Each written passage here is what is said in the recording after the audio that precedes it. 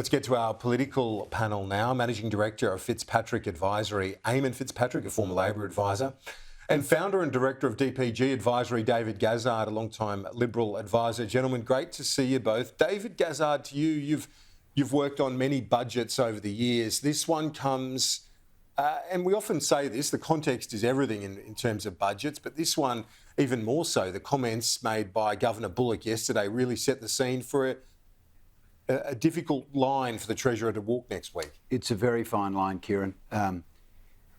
We can't risk stimulating an inflationary surge at a time when inflation is still stubbornly too high and risk interest rates going even higher. The bias seems to have shifted to another interest rate tightening, not loosening, at a time where families in particular are very, very keen for tax relief and for cost of living relief. So somewhere in the middle of that, Jim Chalmers has to find his way through the middle. Yes, and that's the point, isn't it, Eamon? Because as David Gazard said there, politicians want and need to show they're listening to people's concerns and show that as well. It doesn't always fit with where the economic trajectory sits. Yeah, that's exactly right, Kieran. But having said that, if there is a treasurer in these recent times who could pull it off, it's definitely this one. I think you've got to look at his performance over the term to date.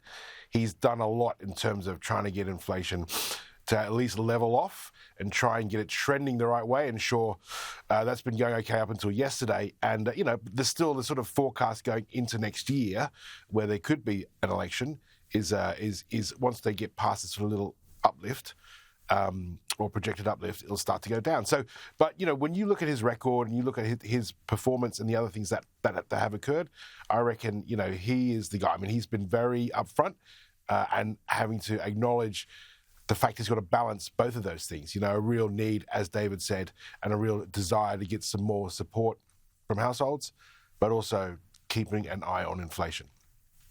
And David, you wouldn't know, would you? And as I touched on the week before budget at the moment. No. Well,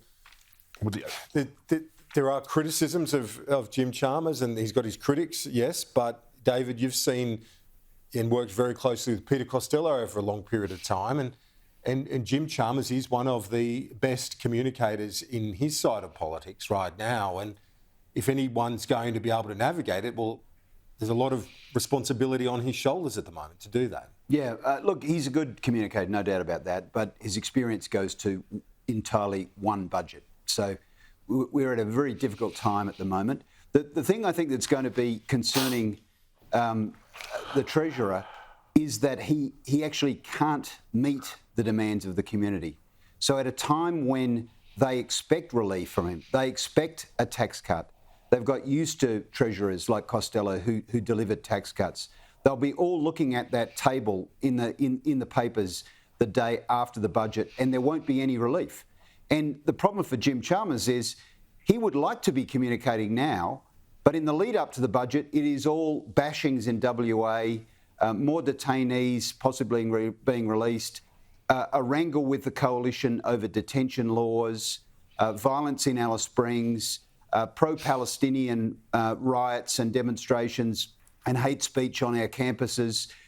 It's a security debate, not an economic debate, a fiscal debate. And Jim Chalmers will find this very frustrating because it is not allowing him to deliver the messages that he needs to. That's, again, in the lead up to a budget, it's all about getting a bit of, in our political jargon, clear air, Eamon. He hasn't had as much as he would have liked.